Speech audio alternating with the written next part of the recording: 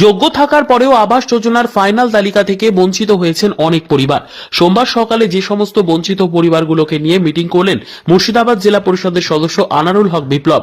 শামশেরগঞ্জের ডাকবাংলা বিপ্লবের বিড়ি ফ্যাক্টরিতে আয়োজিত এই মিটিংয়ে আনারুল হক বিপ্লবের পাশাপাশি উপস্থিত ছিলেন শামশেরগঞ্জের তৃণমূলের প্রাক্তন ব্লক সভাপতি বজলুর রহমান সহ ব্লকের বিভিন্ন প্রান্তের বঞ্চিত কয়েক শতাধিক পরিবারের সদস্যরা।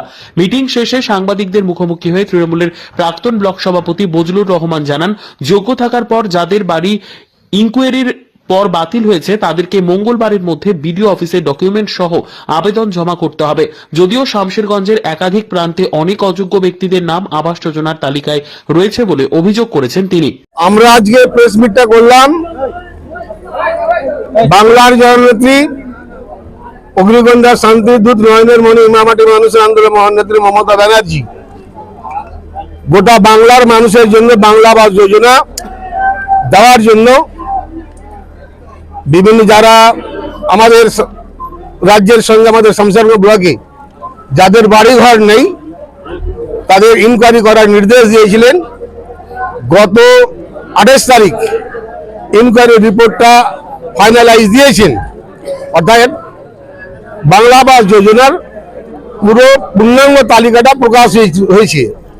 যার ফলে যেটা দেখা যাচ্ছে শামশেরগঞ্জে অনেক আমাদের 9টা অঞ্চলে প্রায় বুথে যারা যোগ্যতম ব্যক্তি তাদের নাম বাতিল করা যায় ইনকোয়ারি করার পর। আবার কিছু কিছু ক্ষেত্রে যেতে পারছি ব্লকে বিভিন্ন জায়গায় 2তলা 3তলা বাড়ি রয়েছে, চকচকে বাড়ি, মার্বেলওয়ালা বাড়ি, তাদের নাম আবার উঠে গেছে। আমরা মনের দিক দিয়ে অসন্তুষ্ট ছিলাম। আমরা আমার যেহেতু দলের সঙ্গে যুক্ত সেহেতু আমরা আজকে মিটিংটা করেছি। আপনারা ভালোভাবে জানেন যে শামশেরগঞ্জ ব্লক আমাদের তৃণমূল কংগ্রেস 51বর্তী পরিবার।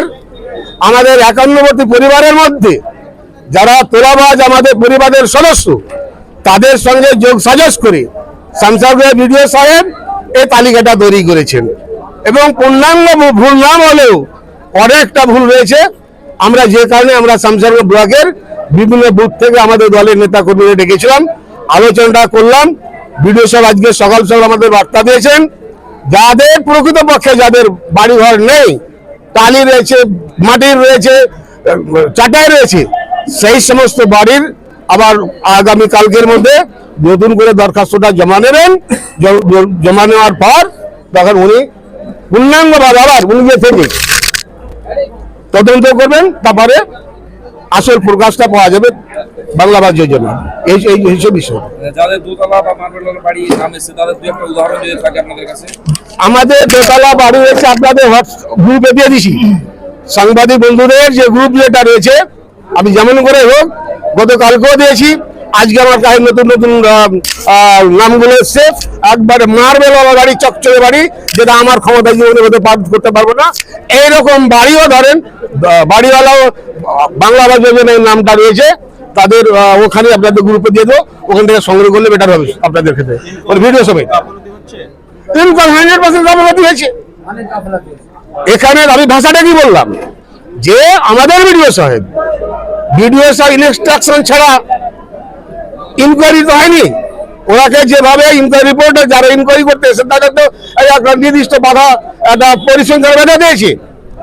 তার সঙ্গে যে আমাদের যারা রয়েছিলেন, যাদেরকে ডেকেছিলেন বিডিও সাহেব আলোচনা করেছেন, অলরেডি খারাপ দেওয়াটা স্বাভাবিক। আমরা গতকাল থেকে একটা গর্জন চলছে।